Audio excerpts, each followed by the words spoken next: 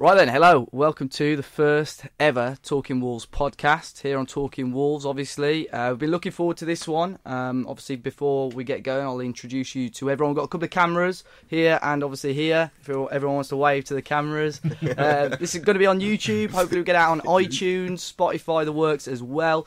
And of course, hopefully you guys will enjoy it. My name is Dave. I've got a few guests with me today. We've got Ewan. How's it going?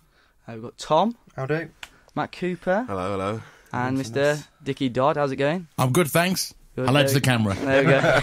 I don't normally have cameras in the studio, so this is a novelty for me. You know? Obviously, Dicky, big thanks for you to letting us use Signal 107 as well. We haven't told you the invoice of yet. That's fine. So, basically, obviously, today we're going to get things warmed up a little bit, see how the Talking Wolves podcast is going to work, what we're going to be talking about. We've had questions from everyone else as well, from the Talking Wolves world, and then we'll have a little quiz as well at the end. So test your Wolves knowledge and from this season and so on as well. Dicky, we'll start off with you. Obviously this year, regarding Wolves, you've been a Wolves fan all your life, I'd assume. Yes. Yeah, and this year's been quite big because you're now on the pitch, aren't you? Half time before the game. Yeah, not playing, but up top. Could do the right back. Let me just let you into a little thing here. When I was at school, I was that rubbish at school, right?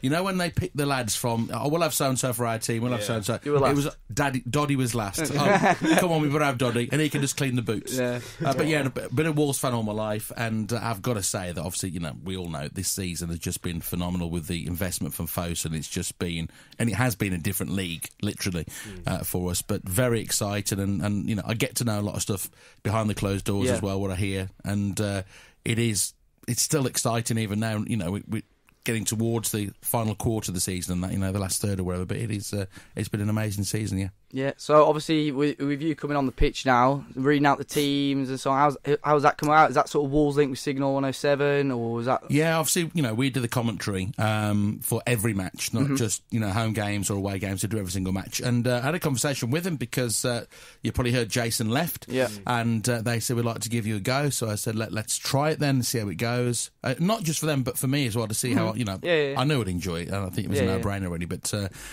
we started doing it, and it's been really, really good. And the atmosphere at Molineux this season, as you've seen with the fireworks, and you've seen with the pre-match, and the light show is just out of this world. And I think we've got other clubs around the country now who are wanting to do what Wolves are doing. I think we are literally leading the way in the Premier League with that. But it's a phenomenal feeling to stand on the pitch. Even with the team read, first of all, about 20 minutes before we kick off, that's amazing. Then when I do the, welcome to our teams tonight, let's make some noise for whoever's visiting, and then our team, Wolverhampton Wanderers, and I do that, and it's just, I think it's my voice that's triggering that nearly 30,000 people or whatever is there on the gate that night. The Shrewsbury Town one we did on Tuesday night, for an FA Cup match on a Tuesday evening. That's big, wasn't it? Nearly 29,000 people at Molineux. That was just brilliant. But I think it just shows just how much people have kind of turned up their love for Molineux and for Wolves. Whether a die-hard Wolves fan that got a season ticket to come along to the South Bank where I sit every match, or families who can't get a season ticket, who want to come along, and obviously it's a bit cheaper as well, they fill the seats, and I think it's brilliant. So I think it is excellent, and to be able to do that is a privilege and an honour for me, in my home city, to bring out our Premier League football team is just it's just amazing, to be fair. You had your first, was it engagement as well, Tuesday? Yes, it wasn't me getting engaged. Yeah, again, I need to clear that up. Don't I? Already married. Mrs. is very happy with that. Mrs. Dodd would not be happy. But yeah, no, we had Richard, Hardy and Carly. They wanted to, Richard wanted to get engaged. Again, he's been somebody who's been a Wolves fan for many, many years, and he's just got with this young lady, and he contacted us and says, any chance? And the thing is, as you probably know, Wolves get inundated with requests to do many, many things, and you can't do it all the time. That's the thing. And as much as I think Wolves would like to do that kind of stuff all the time, but there's lots of the things that have to be done at half time, and that window at half time is a very short window. Of course, yeah. We've literally got probably 11 minutes maximum maybe 12 before you bring the teams back out and we have to go again, you know. So to do that, it was great. And thank goodness she said yes, because that would have been really, really embarrassing, you know what I mean? If she said no. Yeah. It does happen though, doesn't it? I've seen a few instances where he brought them out onto the pitch and she said no. Really? And then the away fans love that, don't they? Oh, we did actually ask Richard, you know, on about 4 or 5 occasions, are you sure she's going to say yes? Because nobody wants that embarrassing. No, not for them or for anybody, really. So no, he said just you know. say yes, and then afterwards speak to him. Save the embarrassment. Save the embarrassment. I don't know. Not every woman wants to be proposed to in front of 30,000. True. No, fans, she did not have a clue. She didn't have a clue because we did it on the pretense that they'd won these tickets, and right. part of the package was that they came down pitch side with me to have a look behind the scenes. So they sat next to me, and the football's going on. I'm saying, right, are you guys ready at half time? Yeah, go. Anyway, so Richard's in the know, and he's looking at me. And I'm saying, right, we'll ask you a question. Who's your favourite player? So I said, Collie, who's your favourite player? And she went, completely blank-faced. I said, right, just say Neves, right? Just say Ruben Neves. And anyway, I said, okay. Anyway, so I was thinking, right, how can I get the proposal in without making it too long, you know what I mean? Because at half time, with the time pressure and that, so I said, right, well, ask you your favourite player. I left it at that, but then I said to Richard, what I'm going to say is, we're not going to tell Carly this. We'll ask your favourite player. Then we'll say to Carly, I got Gabby to say to Carly, which she did, who's your favourite player? And then have you got a question for me? Which stunned her, and she was like, no, but he has. So threw over to Richard. So I said to Richard, who's your favourite player? He said, no, she said Connor Cody, sorry. He said Ruben Neves. And then I said, have you got a question for me? And he says, no, Matt, I've not got a question for you. And I said, oh, right, okay. And then he says, but I've got a question for somebody else. Then we went into the proposal. And I thought that was a nice, quick way to get into it. But I primed him saying, I'll ask you, and then you say no, but I've got to ask somebody else a question. And that's the way we got into it. But I wanted to make it really quick. So, you know, we had the cameraman there and all that. And I don't know if you've seen the pictures in the Express and Star on their website. Take a look at it. It's really funny, expressthestar.com. But what they've done, they've got the photographs of everybody else in play smiling, but my earpiece, my wire was all like dangling down, but I wanted to put it inside my jacket. So my face is really contorted. I've seen it. Do you know I've what I mean? seen it. Yeah, Look at, you will laugh your head off. Everyone's smiling like an old picture, and he's just like this. You look at my face and like, oh, you know what I mean? It's just like, have a look at that. But no, it is an amazing thing to do for them. And the best thing about it is that is a memory created for life for them. And I think that's the biggest thing, you know. Yeah, they've got all the pictures and that. Yeah. So obviously, good luck to them in the marriage. Just glad as well. you said yes. Yeah. Hope the poor lad's some embarrassment. Yeah. I'm hoping to get the wedding disco booking after it as well. Have it on the pitch, can't we? After Rod Stewart in the summer. Well, we've had Justin Wilkes there doing it pre-match, so you know what I mean. Yeah. He could do the wedding disco for him. So obviously, Dicky's here today. We're going to have different fan guests and so on throughout every podcast. Yeah. Basically, the rough plan is, at the moment, we're going to try and do a podcast monthly. We're going to be talking about the matches from the previous month, and we're going to have one overall topic as well. Yeah. So we'll obviously have a topic, and then instead of obviously going over the last month, we'll talk about the past sort of season so far. Yeah. Then a little quiz and an outro and so on, with a little Q&A in between as well. So today we'll go through us all, basically looking back at the season so far, favourite memories, favourite matches, player of the season so far. Matt, let's start off with you. What do you reckon? Oh, I don't know. How do you think the season's gone so far? I mean, we're overachieving massively. I know I said at the start of the season I'd happy to stay up, but reasonably I said 12th or 13th. But yeah, you know, in February now, 7th in the league, still 4 points ahead of Watford at the moment. Or one at the moment. If we beat Newcastle, we go 4. Yeah. Fight there. It's fantastic. I just have to pinch myself. Only a few years ago, we're battling League One. Players like Tommy Rowe and George Saville playing for us, and now we've got Ruben Neves and Jean Martinia. It's just incredible. It's such a good time to be a Wolves fan. You know, the one thing, I think it was in between the summer that we signed Neves, and obviously the last season under, Lambert, we had like the midfield of Saville and so on. I saw someone say, imagine if for one season only, for one summer only, you didn't have a clue who your club had signed. So you'd gone from one game until your first game of the next season to see the signings, and you didn't have a clue. Imagine if you went from the last game of the season having Saville, and then you turned up to Molyneux and Ruben Neves in midfield instead. That was incredible. But I mean, who's been your sort of player of the season so far? Oh wow, I love Martinia. He just looks such a nice fella. You'd want him to look after your kids, wouldn't you? he's just incredible. He's a Rolls Royce. I'm gonna have to say Jimenez, I think. Yeah. I know. Does it I'd surprise you love to how say Adama, but you know, when I think I'm winding them up. Yeah, surprised me. Yeah, I didn't think he'd. Yeah, he has had a slow start, but he's found his rhythm now, and he looks a complete striker, an out and out striker.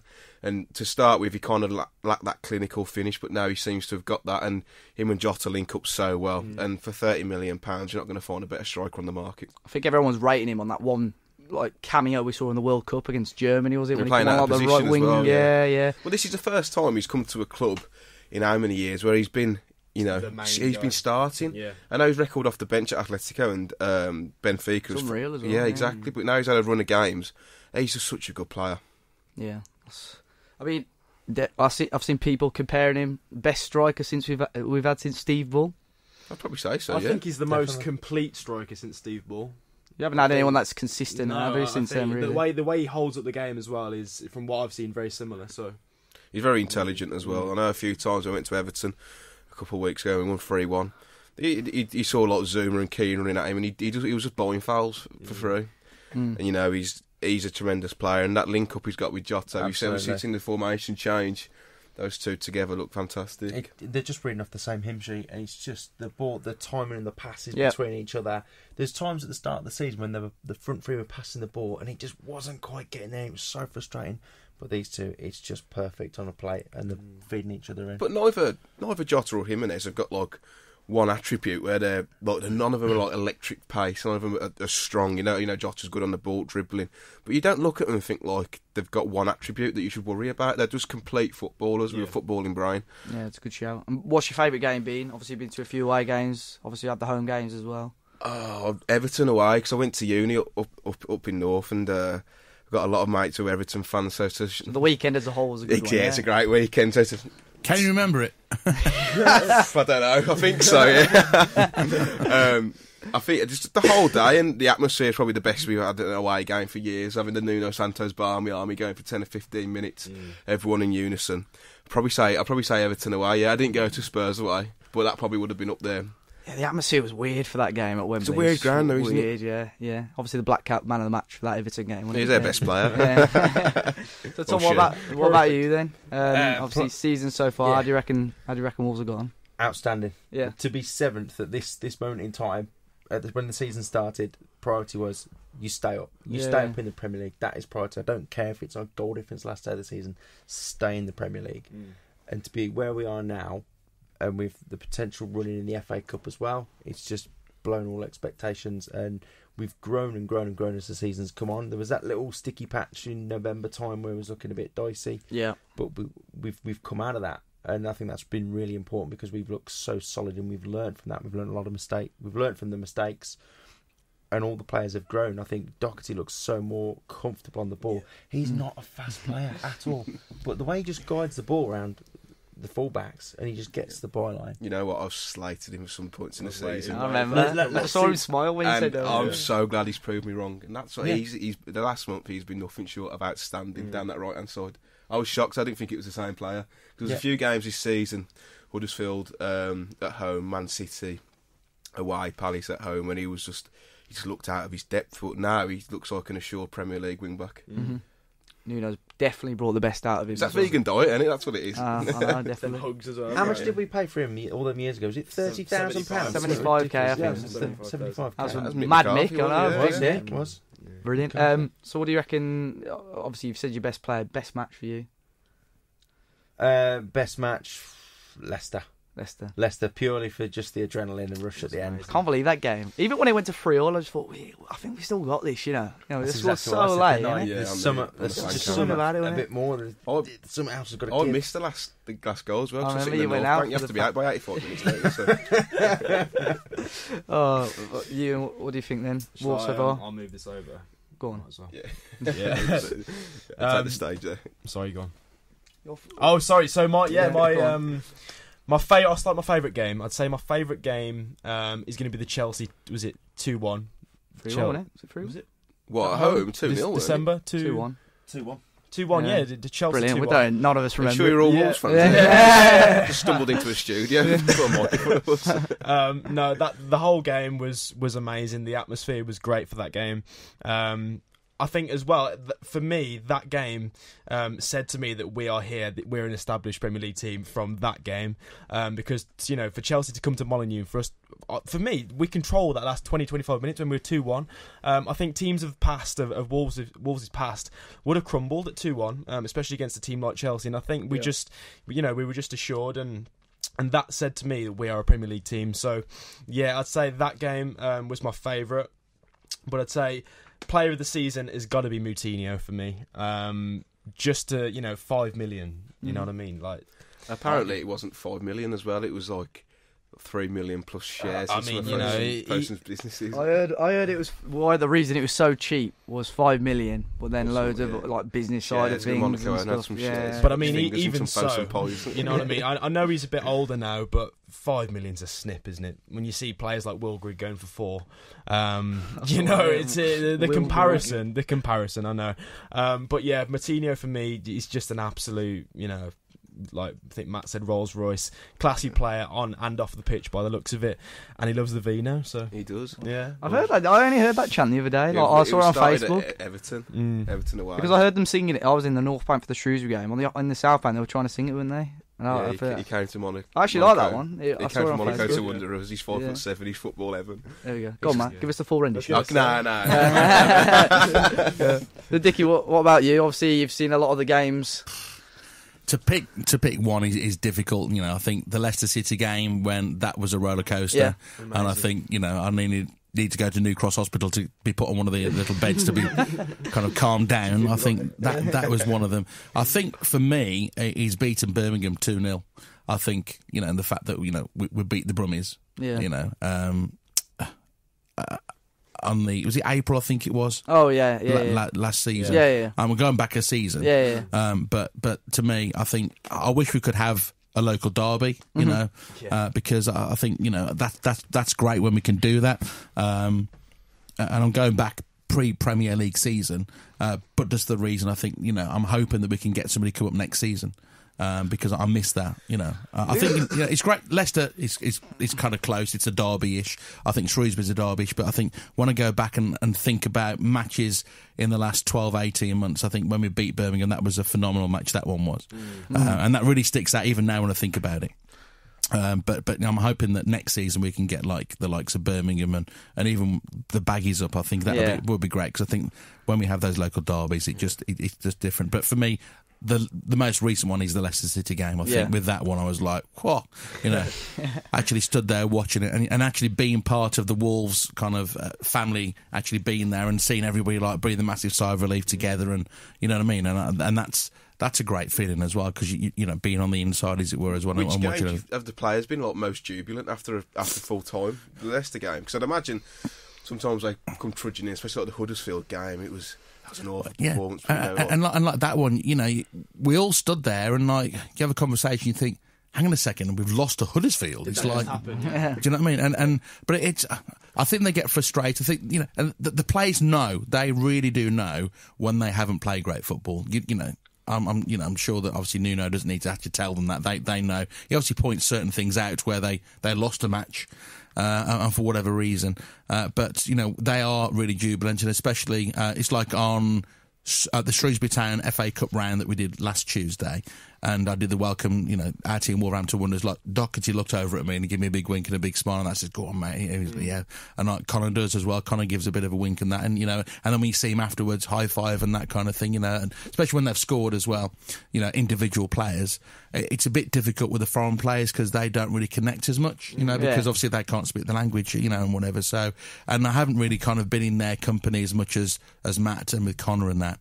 So I've got a little bit of relationship with those guys, but they are really jubilant, and then whoever scores the goals is great for us. And let's be honest. About Cody as well. I know they do like the post-match interviews in Mikey Burrows. Yeah. Even though it's put out on like Wolves socials, he's so honest.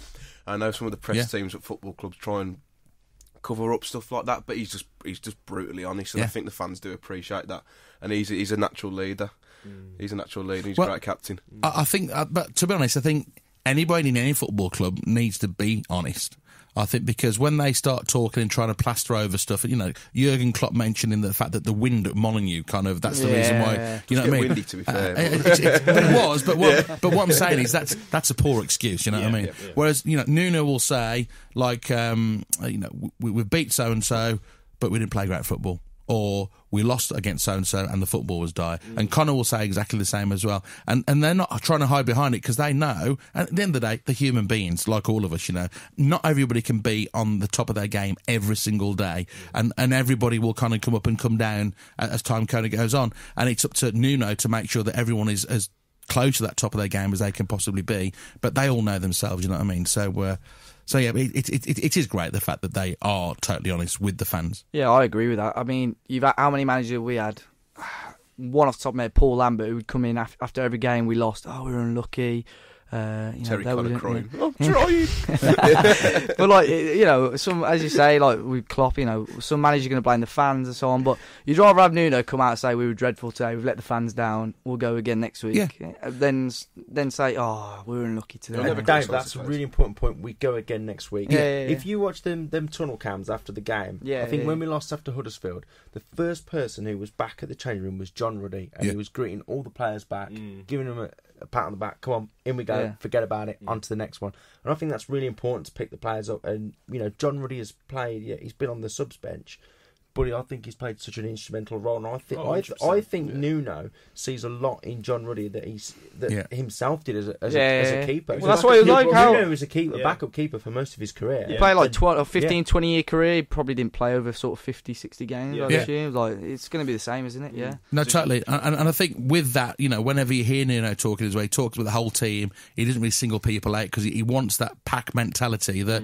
we together we kind of achieve, and everybody's got a really important role in making the success happen every single time, and I think that's key. And I love the fact of it's mindfulness as well, and the fact of the way that he talks. It's not just about the physicality; it's about what's up top here. Very philosophical, isn't it? Absolutely, Yeah. and I think that is key as well. And I think he's brought that to the club that has made a massive difference. Going I think back as to well. Ruddy, I know over 2 games chucked 2 or 3 goals in Shrewsbury. It's a shame because no, and everyone was slating him, but I'm sure Ruddy knows. Yeah, that he's buzzed it up. He knew after that goal against Shrewsbury, he was kicking the post. Exactly. It's just a shame because, like you said, he's not featuring much. He comes in, makes a howler, but he probably makes up behind the scenes. There's a lot that we don't see. He's probably a leader, like you've just said. But then you look at I still think John Ruddy is a top goalkeeper. You look at what other clubs have got as a reserve goalkeeper. John Ruddy is up there. With full England international, exactly. Yeah. He's not played for a while, but. That's it. Well, it's that as well. It's the match sharpness. If you're not playing every week, you are gonna, there's gonna be occasions where you do make mistakes. But I think like the professionalism side of his game is top notch. Yeah. That's the problem is with a keeper. Like as a keeper myself, if you're not playing, Matt was the keeper. Well, Dicky, who's one player you pick out then as a player of the season so far? Crikey, I know it's difficult. I think.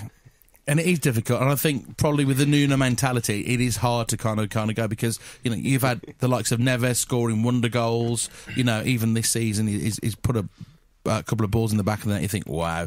Raul Jimenez, without a shadow of a doubt, I think he's got to be top of the list there. Moutinho, I think even Conor Cody not scoring goals, but some of the defensive stuff that he's done. The way he reads the game, absolutely. And I think and him generating that kind of winning mentality spirit in the guys as well. Come on, guys! You can see when they're a goal down, and you can hear that as well at match days. You can hear Connor screaming at the back line.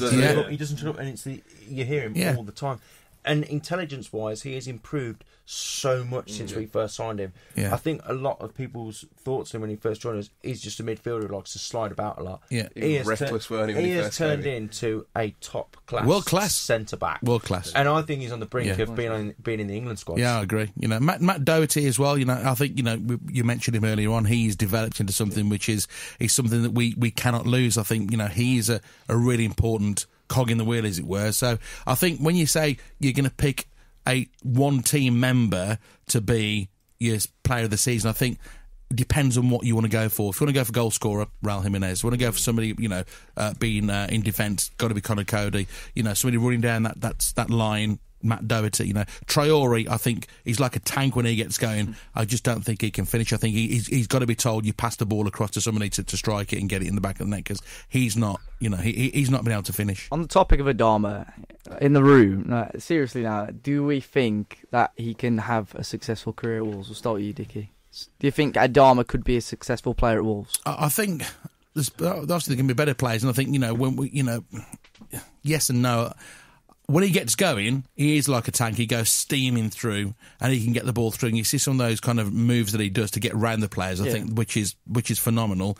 But for me, I think there's probably somebody a bit better who can help us finish. I think I think that's where he's lacking. I don't know whether he'll feature moving forwards. I think we've got some better players. Morgan Gibbs-White, who he's been trialled quite a few times now, and he's been bought out on the second half. He's done a couple of starting 11s and that. I think there's more room for him, if I'm really honest, and I think he's more promising for us. Well, yeah, but if he's sticking with this sort of 5-3-2 as well, it's going to be very difficult for the likes of Adama to get in, Matt, unless he can start. I love getting him. that final he's push. just something. No, he's just something different. I've never seen a player like it. He can dribble. He's lightning quick. The only thing he does lack is his final product. But, if Nuno can turn Matt Doherty into the Irish cat food, then he can do anything with. You see, the thing is, I think. I think the thing is as well with him is that, like Dave just said, the formation isn't helping him now. Is the fact that we're not playing with out and out wingers. We've got wing backs, but we're not playing with out and out wingers. And we've seen with Traore he's at his best when he's playing on the wing. Yeah. Oh yeah, I was about to say. Nuno's tried him up front multiple times, and we know he worked against Arsenal. Yeah. Oh yeah. When he was up against Rob Holding, everyone was like, "Oh, let's play Adama centre forward." Yeah, but then, as you say, as soon as he's on the wing, when he's actually getting the ball on the wing, his crossing's not too bad. Against Shrewsbury the other day. Yeah, if you had Jimenez in the middle throughout most of that game, they're gonna start. It takes two players to make a good cross, though. Yeah, of course. It's not always Adama's fault, but he's putting in the good balls. That's what I'm saying. If you have someone in the box, I think under Nuno and his coach, and I think a good player will come. He's too good to let go. He's got too much about him, because he could go somewhere else and develop, and it could bite us on the backside. Yeah. My opinion on him has changed a little bit. When he first come and I'd see him on the subs bench, it used to irritate me so much when you'd see him warming up. It just looked so lethargic, like he wasn't that bothered. And now when you see him warming up, he's doing full on sprints. Yeah, I think he wants it now. Absolutely. And there was times I thought, what's the point of bringing him on? It just felt like we were sending a 100-metre sprinter on. I didn't see anything really coming out of it. But he's shown to me, and when he's come on the pitch and how much effort he's putting in, and when he's warming up, he wants to be there. He's got a hefty price tag on his shoulders, but he's showing to me that he wants to succeed. It would be too easy for him to sit down and go, "I'm not being played. Here's a transfer request, or send me out on loan." Another thing is as well, you're comparing to when it's not going great for us. He doesn't shirk anything. He wants to have a go. He wants to take people on. He's direct. You look at players like Costa, they go missing. It's always cut inside, pass it back. They don't want that responsibility. And I want players from our club who don't shirk that. And Adama is one of those. Same with Cav. When he comes on, he has a go, and that's what we need. Yeah, with Adama, he didn't have the full pre-season with Wolves anyway. His first game was shoulder as well. Yeah, he was injured when he signed, and his first game was Leicester, where he looked okay. He was brilliant against Leicester. Against Chilwell. Yeah, so I don't think it's not like they're going to cash in on him or get rid, this summer. But he definitely deserves another go. But as you say, I think if it goes much past this time next year and he's still not producing the goods, he's getting towards that age then. I know he's still young at the moment, but he's getting towards that age there. He's not a promising prospect anymore, is he? Yeah. Well, that's a good thing to bring up, Ewan, because he was 12 years in La Masia. Yeah. Now, if Barcelona, when he was at Barcelona, I watched him play when he was 17. He was like, "Oh my God, this kid's going to go on and win Ballon d'Or." He's just amazing. But from that performance at 17... I look at him and think, has he actually improved that much? Yeah. And okay, he had a torrid time at Villa with injuries, and then he moved to Middlesbrough and he had some good success there. And he had two very good, was it 2 or 3 seasons there? He was very good. I hope it works out for him. The way I look at it is, if someone wants to pull on that gold shirt, I want them to succeed. Yeah. That's it. So, 100%. I mean, that sort of moves us on quite nicely to the next topic, because the main topic today was sort of going to be talking about Helder Costa. We brought him in on loan. Did really well in his debut season at Wolves, come on a permanent deal. Had spells last year, he struggled a little bit, but got into it towards the end of the season. But this season, it's almost as if he's struggling a little bit. I don't know, Dicky, what are your thoughts on Costa? No, I think what you just said there, total, absolutely. I think he started off when he first joined us. Everyone was like, "Wow," and I think everyone was like, "Wow." I think he's lost it a bit, but I think what's happened is other players have come into the squad who are better. You know, they're better, and I think I feel for him because obviously he was the golden boy back then when he was first brought in, and these are the people who come in. The likes of Raul Jimenez and even Traore and stuff, you know what I mean? And I think he must be feeling a bit of the pinch, as it were, as in, am I being picked or whatever? So I think that kind of harms you, mentally in your game and the getting into the flow of being in the squad as well, Yeah, I mean, I saw someone say he was almost like he was the best player of a bad lunch, a bad bunch rather under Lambert. On Twitter, yeah. And then he's come now. I always said, we've got to realise in the Championship when we were signing players like Cavallero and Costa, at the time when we signed Cavallero, I thought it was unbelievable. Amazing. I couldn't get my head around it. Yeah. But then it's going to get to a point, if you are going to succeed, you're going to have to get your team better. And if Cavallero is a good player, then you're going to sign even better and better and better players. So there is going to become a point where Costa isn't good enough for Wolves anymore. And as hard as it is to take, similar to maybe Barry Douglas, I don't think Wolves have really looked back on that. But this time last year, would you have been thinking Fosun were going to sell Barry Douglas or Nuno was going to sell? Been awful Leeds as well. Yeah, I was gutted at that when he went. Because the fans were in outrage. Why have we sold Douglas for? And then okay, we've bought us. Well, that's what I mean. That's going to happen now. That's going to happen now, isn't it? Though, but it's almost come to a point where Costa, we've brought in better players, but he's kept his place. Whereas, for argument's sake, if we brought in Johnny and Barry Douglas wasn't really getting the game time and he had a couple of games and struggled, he'll be in the same position as Costa almost. And you wouldn't have got £3 million for him as well if you'd have sold him, say, January this year. His market value would have gone down, so it was a right time to sell Douglas. I think with that kind of scenario, about the Barry Douglas scenario and whatever, it's exactly that. And I think you will find that they will go, Costa's just not there anymore. I think we need to kind of move him on, and we're bringing, the Fosun ways to bring in better and better all the time. And I think now that we know the Fosun mentality and we can physically see it, that the proof is in the pudding on the picture now, I think we will see that happen, and I think we won't be so gutted. It'd be sad to see him go, because I think if that is the case, and I think they've done a really good job with him, but I think maybe there's other people who can kind of cut it on a more. I don't think they'd see a profit on him now, though. I don't think they'd sell him for more than 12 million. Yeah. I think if they get anywhere close to it, they'll cash it. They're investors, they're going to make. He just doesn't seem interested, does he? When he comes, he just does not seem interested. When you watch him warming up, or when he's on the pitch, you just get back on side, get involved and stop just walking around. He reminds me of that kid off Benidorm, if you've ever seen that on the TV. He's just standing there all gormless, and you're just for heaven's sake, you've been sent on, this is your opportunity to shine. He just doesn't look interested. But I hope he can put the effort in and it turn out for him, because he just looks a total shadow of that player that we had a couple of seasons ago, who turned defenders inside out, leave goalkeepers flat on the backside and tap it into an empty net. He runs forward now, and it's as if he gets to the final third, and it's in a Bakari's on the ball. Oh, what do I do now? A bit of Bakari. See, I think the trouble is with Costa, I think it's the sentiment thing, isn't it? Because he was the first one of this new era, I think. And I think that's why fans are, they want him to succeed, but it's frustrating people that he's not because of that. I think it's the same with Cavallero as well. I really like Cavallero. I think he's a good player, but I think with those two, it's always going to be the same, the whole sentiment issue. They're both 25 now as well. Exactly. So again, they're not young prospects. But yeah, it'll be interesting to see, what they do in the summer with them. Well, I almost had my head ripped off when Cavallero was linked with Leeds in January. Yeah, I always said sell him. I said if you can, I think we signed him for 7.5. I think they were looking at about 12 million. Yeah. I thought, you're making straight away a profit. He's not like a key player anymore. Of course, he's a great option to bring off the bench, but he's not a key player anymore. Yeah. And a lot of the time, he can't last longer than 60 minutes, on the pitch. Thanks for clarifying that. On the pitch. Probably the engine room on him. But I think as an addition, he's a he's a great player. My old man's mentioned a lot. When players get injured, it takes them a long time to come back. Costa last season, it was, it's going to take him a long time to settle back in, because he had a decent layoff.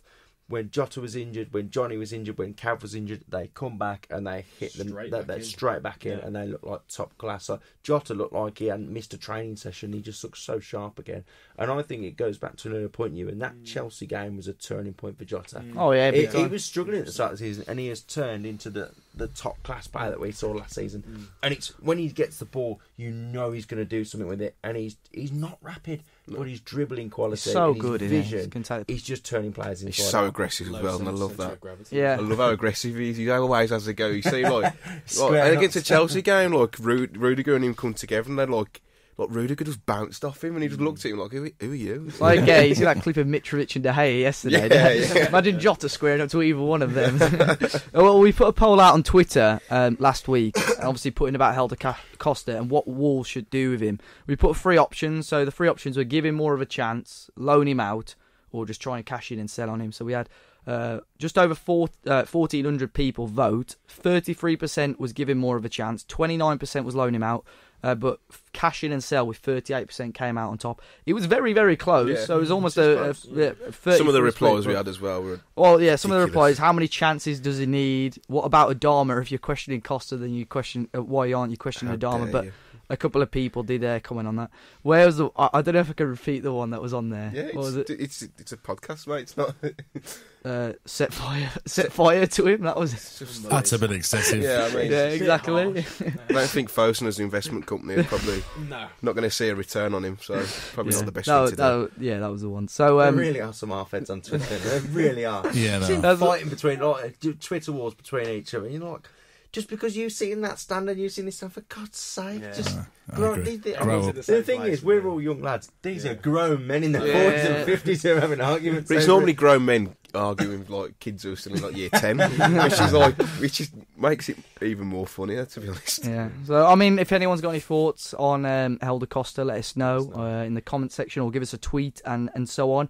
But now we're going to be moving on, guys, to our quiz. Ooh. So all the answers are obviously correct as of today's date, which is the 10th of Feb, because people may be listening to this in a few weeks and thinking that's the wrong answer. I'm sure Basically, they'll let us know if it is. yeah, there'll be 3 questions each. I haven't got any sudden death questions today, so if 2 of you wins, well, there we go. So we'll start with Dicky, Matt, Tom, and Ewan. All the questions are roughly about this season, so you should have a good memory of them. All right. So, Dicky, you start off. Who's the only outfield player from the last game? So Everton. Who's the only outfield player from the starting 11 who's yet to score a league goal this season? Outfield player who's yet to score a goal. There's only one in that team who hasn't scored a league goal yet this season. I think everyone else knows this one. Crikey. Oh,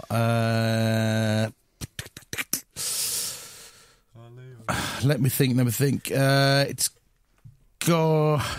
going to go for Bennett. Ryan Bennett. Scored against Leicester, didn't There you go. Yeah, Connor Cody. I was going to go Connor Cody. Cody. he? He never gets past the halfway line, does he? That was it. So there we go. Matt, prior to leaving the club in January, Benny Ashley Seal was Wolves' top scorer for the under-23s.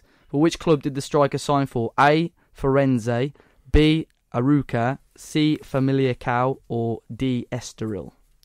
C. That's correct. You're not going to repeat it again? Absolutely no. I haven't mastered English yet, never mind Portuguese. So, Tom, who did Wolves pick up their first league win against this season? West Ham United. Correct. That was quick, wasn't it? Wow. I love that. Right, Ewan. Yep. First question for you. Willy Bolly picked up Wolves' first red card of the season against Manchester City. But which Wolves player has the most bookings in the league It's a at the tough moment? question. Is it Romain Says? Incorrect. It's Ryan Bennett with 7. Of course it has. He just chopped someone like at about 60 minutes. Yeah. What was it? Who's the Who's last Neves one? got?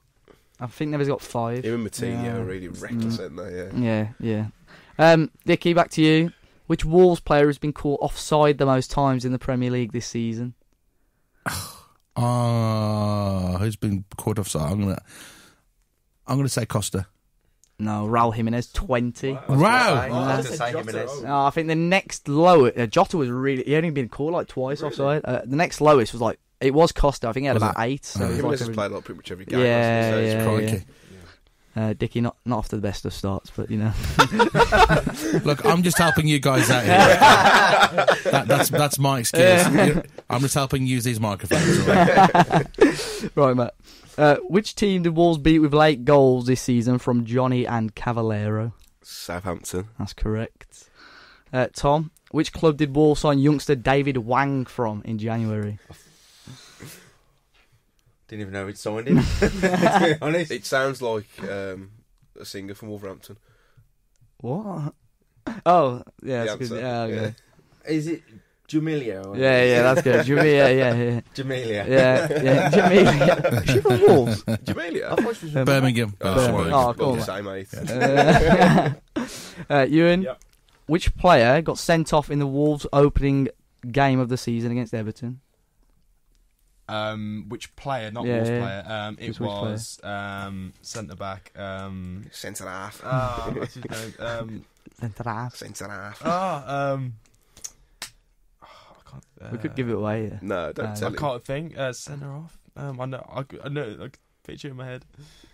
I don't know. It's got to be time up, surely. Oh, that's time. Dickie, I'm going to pass this over to you, see if you can get a point. Oh, Christ, can I get a point? I'm going to give you a point if you can get this. Defender for Everton who got sent off in the opening league game. I'm going to say Phil Jalker. Yes, he's got it. Was it? Yeah, I was going to say Michael Keane. Jags. Because you were- Well, now Dickie's got another chance to get a point, so he's going to be level with everyone else if he gets this. Smug now. Against Just which help us out, team did Wolves receive their first league defeat of the season against? Crikey. First team. First team to beat Wolves this season. The first team to beat Wolves this season. Oh, I'm going to say Brighton. No, it was Leicester. Oh, was it? Dharma's I don't know how we debut. lost that game. No. Absolutely battered them. Matt, which team did Wolves beat in the second round of the EFL Cup? EFL Cup. That was the first time we were in the draw, weren't it? Second round. Yep. These are always difficult. Oh, no one cares about it. That's all. Because I know we went out to Leicester, didn't we? We lost to Leicester in it. Mm-hmm. Yeah, in the next round. What if that was one of my answers to the next questions? It's not there. Can you think? No, can't remember. Anyone else? I want to say someone like Morecambe. Is it Swansea? No, Sheffield Wednesday. Oh, yeah. Bonatini. Yeah, that was the last Remember goal, him? yeah. That's it. Tom, who scored the opening goal for Wolves in the FA Cup win over Liverpool at Molineux? Raul Jimenez. Yeah, correct. Show off. You played before. Final didn't you? question. Oh, I bet this is a tough one, you know. I'll see You weren't that really tough questions. Who was the only player to score a penalty in the Wolves' penalty shootout defeat to Leicester in the EFL Cup? We only scored one from four. He tapped the badge when he scored. Jimenez? No. Was it Benny Ashley Seal? Yeah, it was Benny Ashley Seal. Come on. You might as well ask you mentioned it earlier in the what size foot is Johnny Otto? Probably better Do you know that? Interesting. Do you know what size foot he is? No, neither do I. Probably Yeah. wears kid shoes then. How many points? Dicky definitely got one. How much did you get? 0. Absolutely not. Matt. He never gives the games, does he? That's Yeah. what it is. I got 2. I got all 3. Did you? Yeah, he did. There we go. Tom's the winner of the first done, quiz. mate. Well done, Tom. Thank you. Round of Well done, applause. Tom. So 1 point for the fans then. Yeah, that's it. Yeah, it's yeah, a good 1 one. point for the fans. Yeah, Yeah. yeah. I like that. Good idea. It's as if we're not the experts. Well then, guys, we've got our Q&A as well, actually. I was about to wrap it up. I remember we have actually had quite a few good questions from everyone on Talking Ball. So make sure you're following us over on the social media as well, because we're going to be, obviously, asking questions. So, let's have a look. We had one from the Wolves Fancast. I think we'll start off with this one. Dickie, we'll start off with you. Where do you keep your sauces, in the fridge or the cupboard? Depends what it is. All right, let's go with mayonnaise, Mayonnaise in the fridge. red and brown sauce. Brown and in the cupboard, actually, for both of them. Although I did read in the paper the other day, they said that you should keep your red sauce in the fridge. Yeah. Go on, Matt. Yeah, in the fridge. All of them, Yeah, all three. I like the contrast. Say if you've got chips and ketchup, the coldness of the ketchup. And I was the actually warm going to say that, crispness but I of the thought chip. I'd It's a I thought winning it'd be weird if I combination. said that sort of thing. Yeah, but no, your chips are good cold, you know, on that. No, When the only a chips are little bit. warm and you dip them in. Nah. Yeah, I like that. Yeah, All right, Tom, what do you I reckon? only really had brown and barbecue, and they're both in the cupboard. Over the cupboard. Cupboard. Man. Even mayo? I don't have mayo. Oh. But I'm it same would as be in the Matt. fridge, Everything's though. in the fridge. Unopened, it's in the cupboard. But as soon as you open it, it goes in Yeah. the fridge. That's what I do. Okay, no. Brilliant. What positions should Wolves be prioritising in the summer transfer window? We'll start for you, Dickie. I think striker again. I think we Striker? could do another. As much as Raul Jimenez is amazing, I think we could do another striker. Yeah. Yeah. Matt? Striker and centre half. I think we're only one injury crisis away from a crisis. One injury away from a crisis. And I think maybe replace Bennett. Oh, I think that's one of the questions. Actually, we'll touch on that in a minute. Tom? Sorry, Dave. I'm going to go the same as Dicky, striker. Ewan? Centre half again. As much as I like Bennett, it would probably be the same For where we want to be. Yeah. I do think he's been fantastic this season, though. We've got to be ruthless, though. Really do. If we want to progress. By the way, that question was from Matt Coombs. So cheers, Matt. Matt Cooper? No, not Matt Coombs. This is a good one, because I know a couple of us have already said it different this podcast. Is it Doherty or Doherty? That's Dicky. Go on, Dicky. I say both. It depends. I think I actually say both. It's a bit like Shrewsbury, isn't it? I think it's like, grass or grass. Because they call him Doc, but then I say Doherty.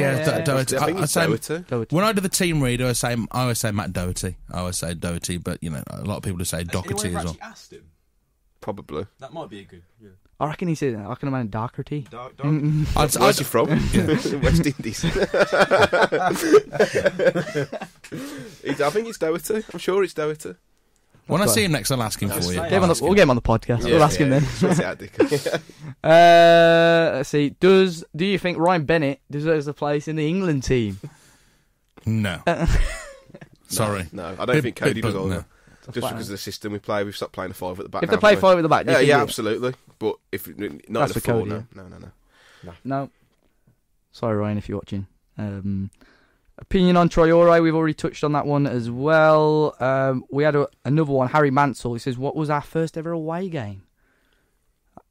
You probably don't remember, do you? Over to you guys. It's a good job Finn's not here, because it'd have probably been something from last season, wouldn't it? Arsenal United.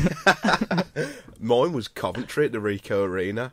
I was so young, but we lost 2-1, I think. I think Dealey had a bowler scored, or Michael Misswood, your Maltese compatriot. Maltese magician. Dealey had a bowler. No, I think I went in 2009 to Coventry when Ebanks Blake missed that penalty in the last minute. We lose. What was the score then? 2-1. That was the game I went to. Sam Vokes scored. Vokesy, what a player. You must have been sat next to each other. Did you go together? No. I don't know him. Was that your first game as well? That was my first away game. Tickets must have been cheap. I heard that say. It's about 5,000. I can't remember who scored. I think it was a night game. Was it a night game? It was a Saturday 3 o'clock game. No, it weren't that then. One was on I Tuesday can't remember night. who scored for Coventry that day. I'm going to search it now. Coventry 2, Wolves 1. I'm sure Addy Bowler scored. Or J-Tab. J-Tab might have scored. No, the J-Tab Blues. Sullivan Ebanks Blake had an injury time penalty saved. That's the one. The goals were from Michael Doyle and Clinton Morrison. That's what I was thinking of. He loves the number 10. Have you seen that? When he didn't get the number 10, he had 1+9. He had number 19 shirt and put a plus symbol in the middle. Yeah, and what was your first away game? I'm trying to think. I'm not too sure. I know my first home game was Wolves versus Leicester 2006, I think. I think we lost 2-1. But away, I can't think. I kind of want to say it was against Stoke a few years ago, but I'm not too sure. Big I don't know. Yeah. If we're saying first ever games, you remember that? I remember being taken to Steve Ball's testimonial against Honved when I was about 4 or 5, and the bloke in front of me shouted an expletive, and which I thought was then highly appropriate to then shout it for the rest of the game. He's 5 years old. Nothing's changed. And that never took me for about 7 or 8 years. We did a school trip. No, seriously, I was in year 1, so I must have been 6. They've stopped doing it now because we actually get the crowds in. We did a school trip, and the teacher was a Wolves fan. It was against Bristol City, and we won 3-0. Adi Akinboye scored that day. Yes. Obviously for Wolves, yeah. Be Akinboye. I think my first away game was Bristol City under Solbakken. We won 4-1.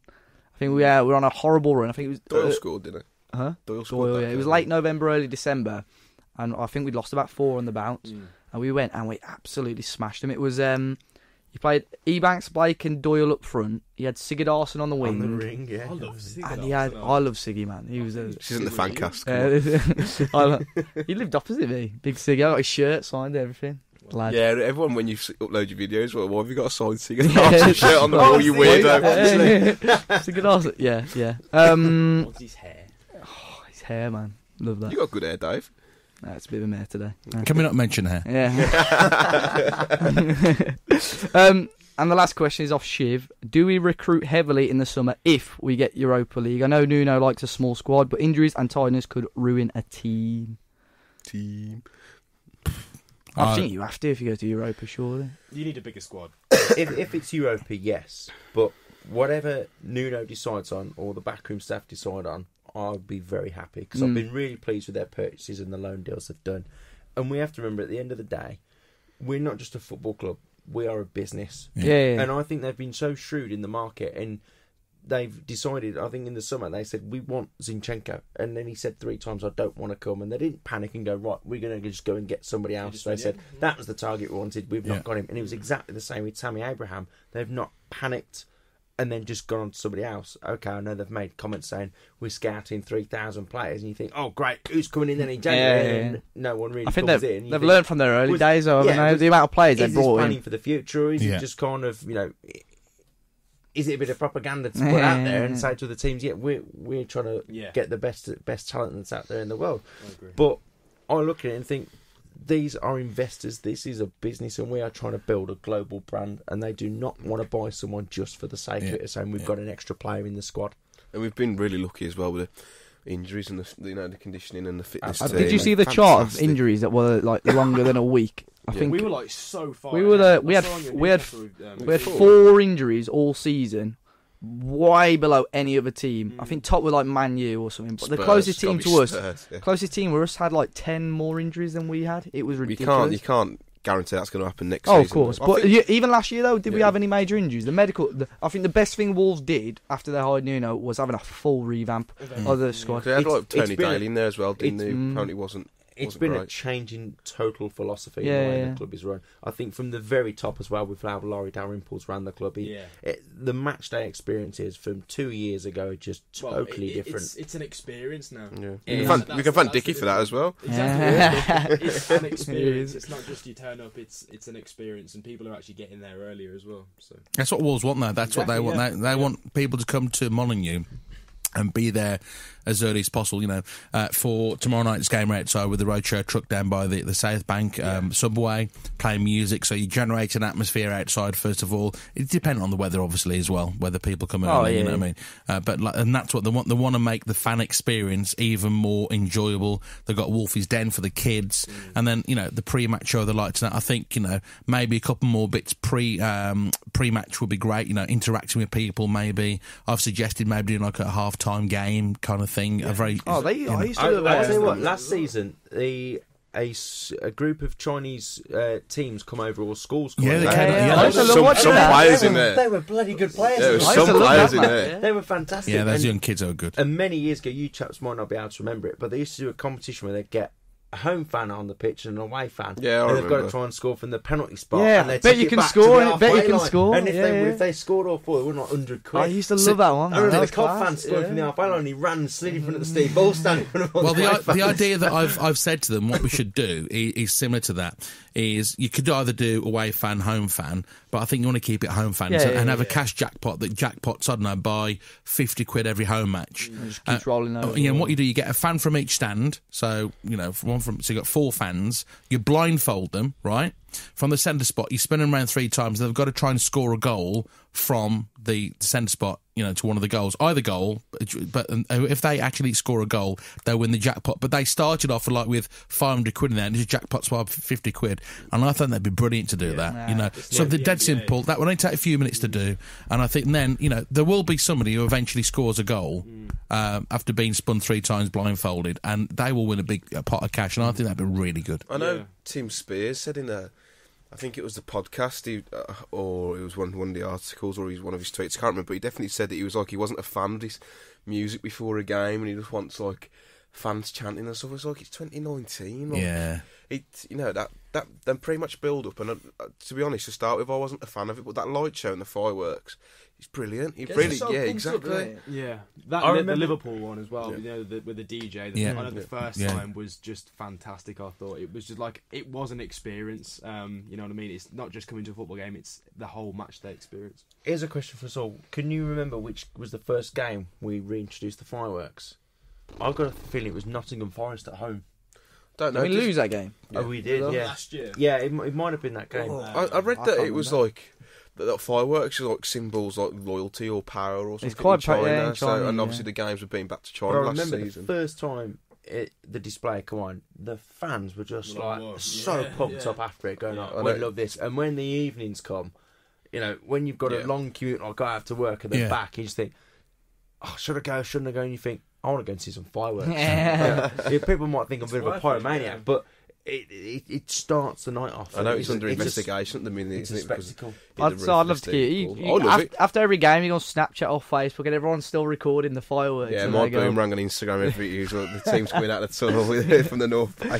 But what the club did really well was after that incident, as soon as it hit the stand, they pulled the plug and not a single firework come out. Yeah, And yeah. that- Everything's stopped done it properly now safely. from top to bottom. of that Yeah, club. that'll sort that out anyway. Yeah, It's just a start as well. perfect. Well, guys, thanks a lot for joining me and everyone else for listening as well. Dicky, big thank you Yeah, to thanks, you Dicky. as well. Guys, Cheers. thank you. Right, we're going to sign off now. Obviously, you can find us on Talking Walls on YouTube, at Talking Walls on Twitter, Talking Walls on Facebook, Talking Walls Official on We haven't Instagram. got the username yet, have we? Which one for? To Instagram. Oh, not yeah, we Talking need to- Wolves, I've yeah. got a feeling that Talking Wolves are taking over the world by They are. that long list. I think you need to get us in the ground, Dicky. We can do the interview outside the ground. Yeah. Where can people find you, Matt? Twitter. Yeah, at mcooperwrites is my Twitter. Same for my Instagram. Yeah, I don't really want to add Drop my him a DM. Facebook. It's There you go. yeah, slide in the DMs. Tom. My Twitter and Instagram are both at TomWooding7 if you really do want to come follow me. Ewan. Here we go. Here's my LinkedIn. Don't give your phone number out, okay? No. Go on, you. Tell them what you do. Football freestyler. So EAB skills on Instagram. Booking inquiries through Dave as a Party. At Dave as a Party on Twitter. And Dicky. At Dicky Dodd on Twitter, at Dicky Dodd Official on Instagram. Yes, there we go. Perfect. Right then, everyone, thanks a lot. And Thank we'll hopefully Wave see the you all camera. for the Wave- next wave to Talking the Walls camera. There we podcast go. very Adios. soon.